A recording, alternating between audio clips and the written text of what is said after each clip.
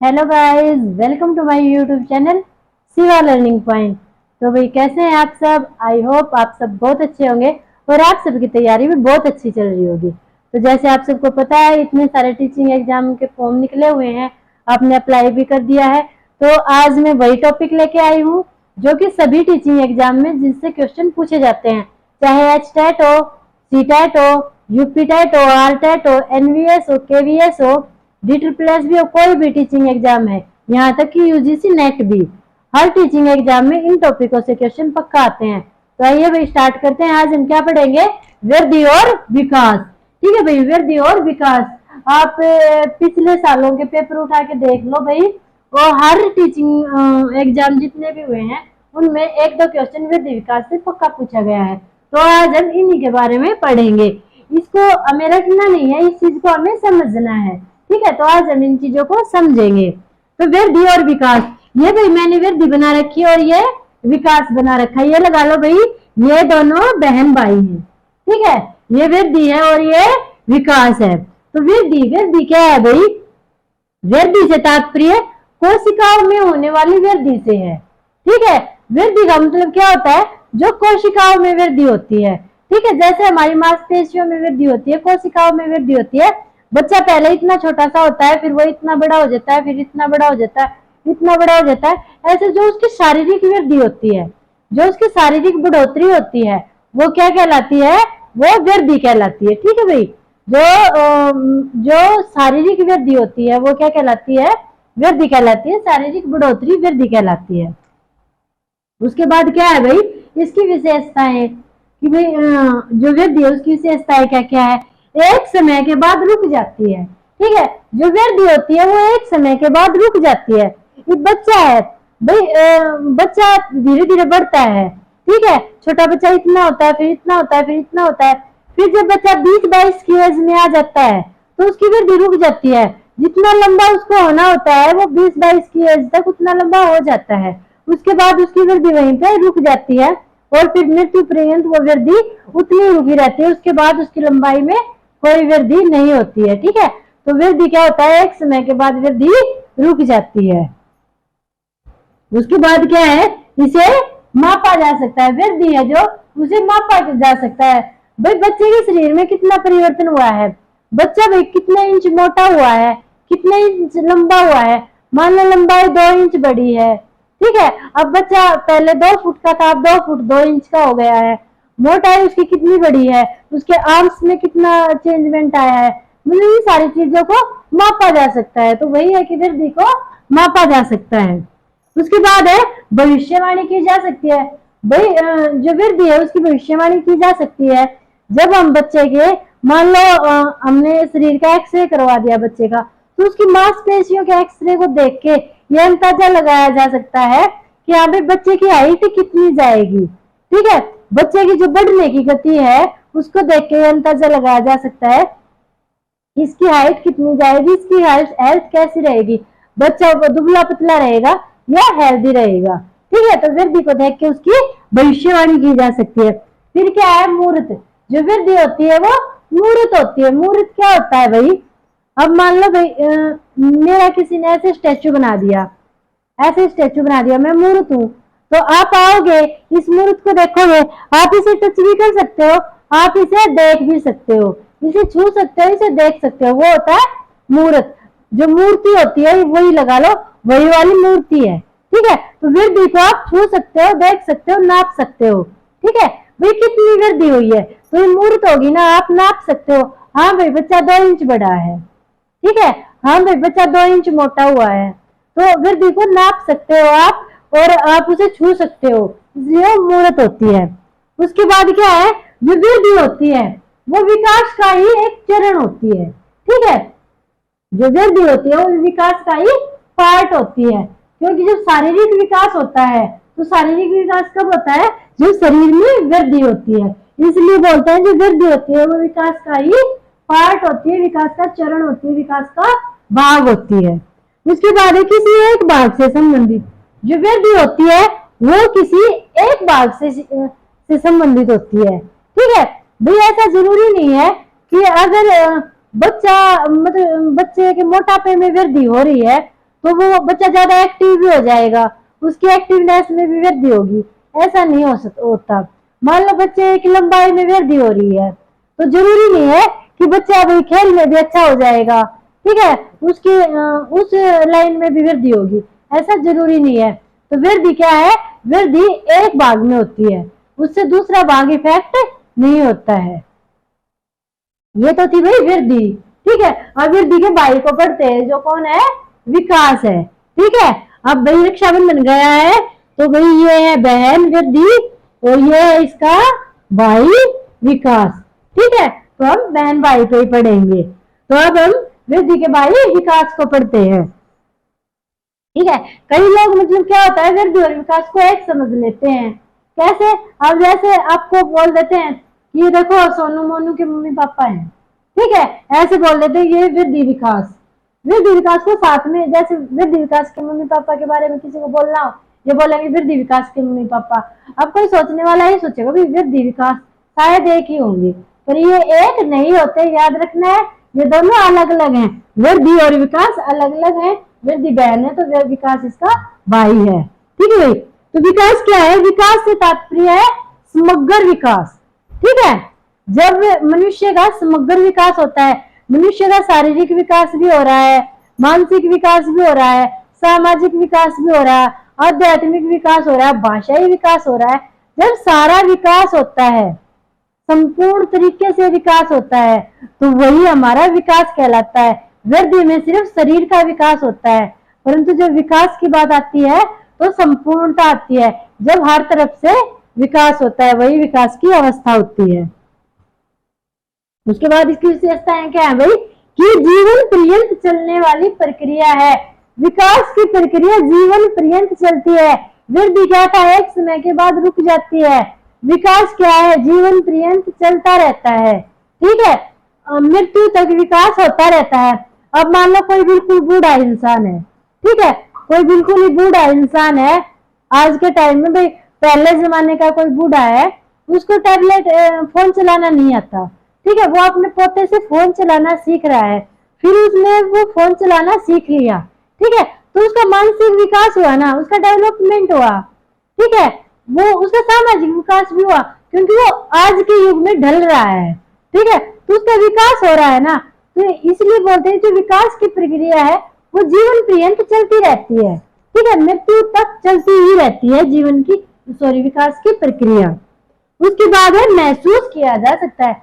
जो विकास होता है ना उसको सिर्फ महसूस किया जा सकता है।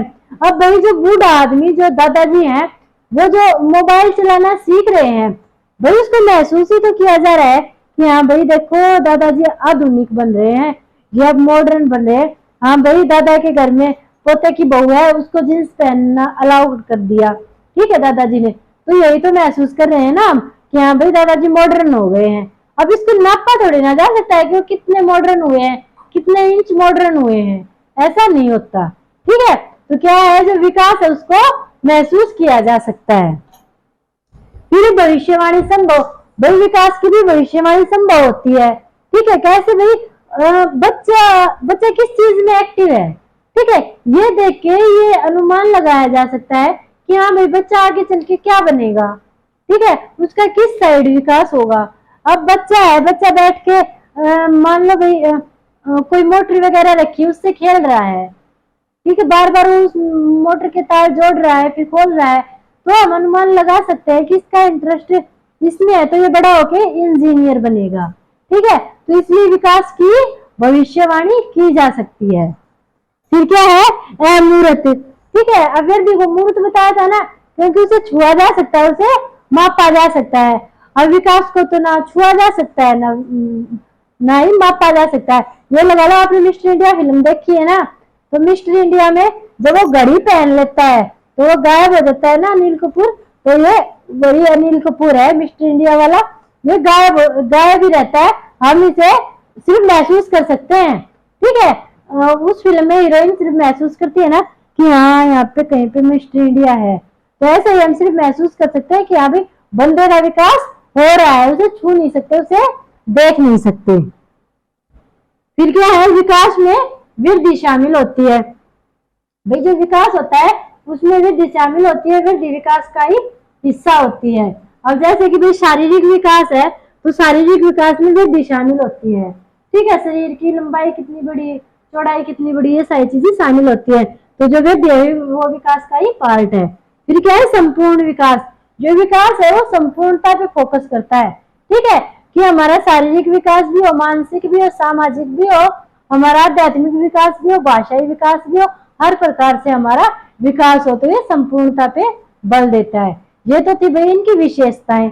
अब हम पढ़ेंगे वृद्धि और विकास के सिद्धांत, ठीक है। इनसे अक्सर प्रश्न पूछे जाते हैं। अगर स्टार्ट करते हैं तो इसके सिद्धांत देखो। एक तो क्या है, निरंतरता का सिद्धांत। जो वृद्धि और विकास है वो निरंतर होने वाली प्रक्रिया है, ठीक है। जो वृद्धि और विकास है वो निरंतर होने वाली प्रक्रिया है। वे बच्चे के जन्म से स्टार्ट हो जाती है, वृद्धि भी जन्म से ही स्टार्ट हो जाती है ना, और निरंतर होती है भाई। जिस एज तक ये ठप नहीं हो जाती, 21-22 की एज तक, तब तक तो ये निरंतर ही होती रहती है। और विकास तो जीवन प्रेम चलता है, तो ये तो निरंतर होता ही रहता है, ठीक है। बच्चा जन्म से ही स्टार्ट हो जाता है, उसके हाथ पैर डेवलप होने स्टार्ट हो जाते हैं, उसका माइंड डेवलप होना स्टार्ट हो जाता है। तो क्या है कि निरंतर चलता रहता है, वृद्धि और विकास निरंतर होता रहता है। फिर क्या है, एक रूपता, ठीक है। जो वृद्धि और विकास है उसमें एक रूपता होती है। एक रूपता कैसे होती है कि भाई जो बच्चा होता है, छोटा सा बच्चा है, वो ऐसा नहीं है कि एकदम से वो बैठना सीख जाता है, एकदम से वो हाय बोलना सीख जाता है, नहीं। बच्चा पहले क्या है, अपने हाथ को हिलाना सीखता है, ठीक है। उसके बाद क्या है, अपनी उंगलियों को हिलाना सीखता है, ठीक है। फिर वो किसी चीज को ऐसे पकड़ना सीखता है, ठीक है।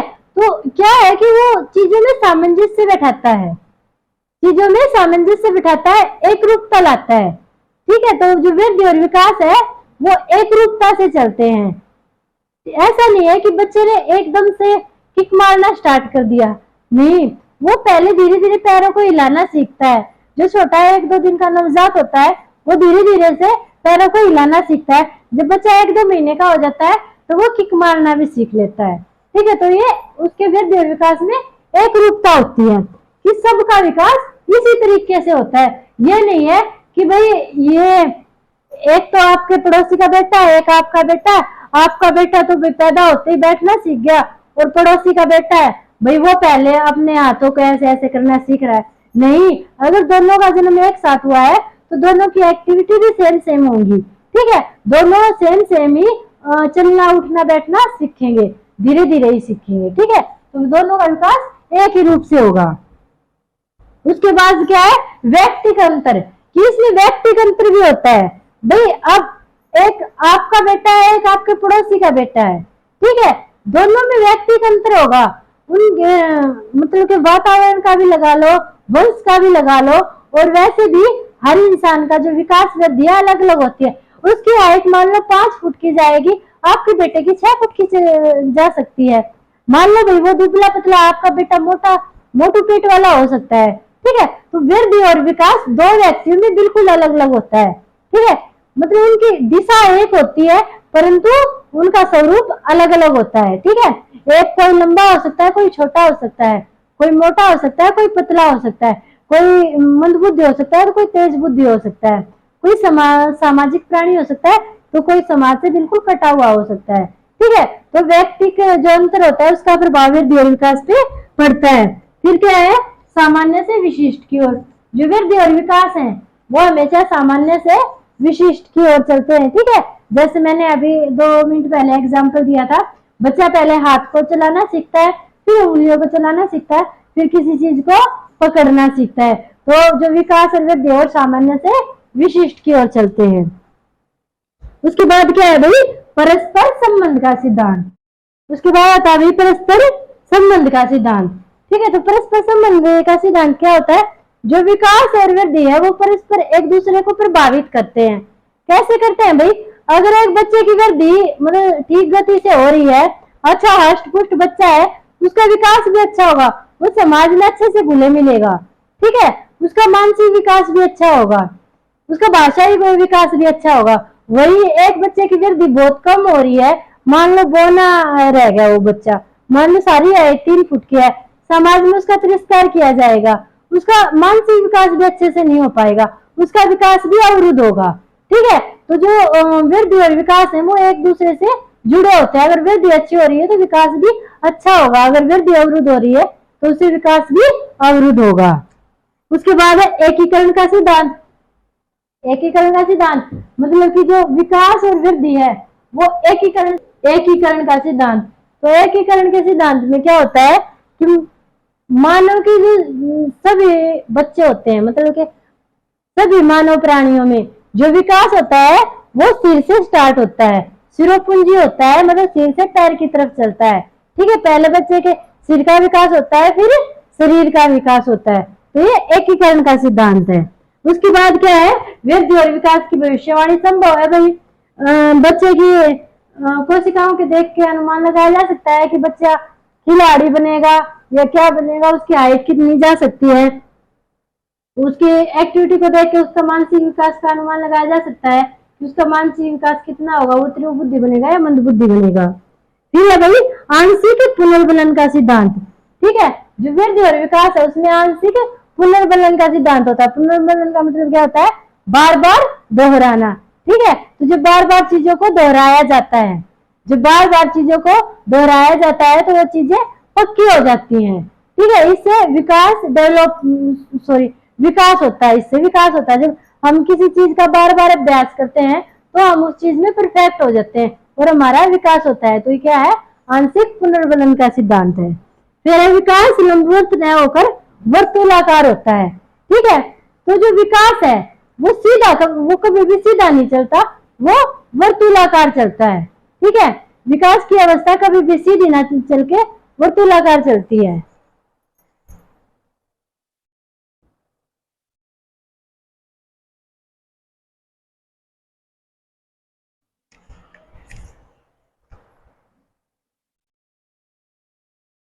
मतलब क्या है कि जो विकास की अवस्था होती है, मान लो विकास भी और वृद्धि भी ऐसा नहीं है कि निरंतर होते ही रहते हैं। मतलब कि ये क्या होते हैं, ये पीछे हट के चलते हैं।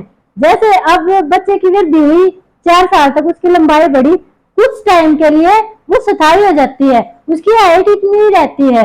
मान लो 6 महीने के लिए, 7 महीने के लिए, साल के लिए उसकी हाइट इतनी ही रहेगी। ठीक है, वो जब परिपक्व हो जाएगी वो हाइट, उसके बाद उसकी दोबारा वृद्धि होगी। ऐसे ही विकास होता है, बच्चे का माइंड डेवलप होता है, फिर कुछ टाइम के लिए स्थायी हो जाता है, वो अपनी चीजों को परफेक्ट करके चलते हैं। ठीक है, वृद्धि और विकास सीधा नहीं चलता, बल्कि वो जाता है, विकास होता है, फिर वापिस आता है।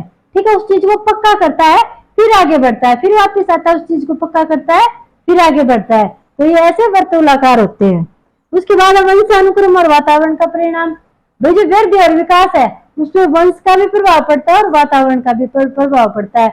अगर बौने मम्मी पापा हैं तो 90% उनके बच्चे भी बौने ही पैदा होते हैं। ठीक है, और अगर मान लो मंद बुद्धि मम्मी पापा हैं तो मेनली बच्चे भी कम बुद्धि वाले ही पैदा होते हैं। ठीक है, तो वंश और वातावरण का बहुत ज्यादा प्रभाव पड़ता है वृद्धि और विकास पे। तो भाई ये था वृद्धि और विकास का टॉपिक। आई होप आपको पसंद आया होगा। वीडियो को लाइक और शेयर कर देना, चैनल को सब्सक्राइब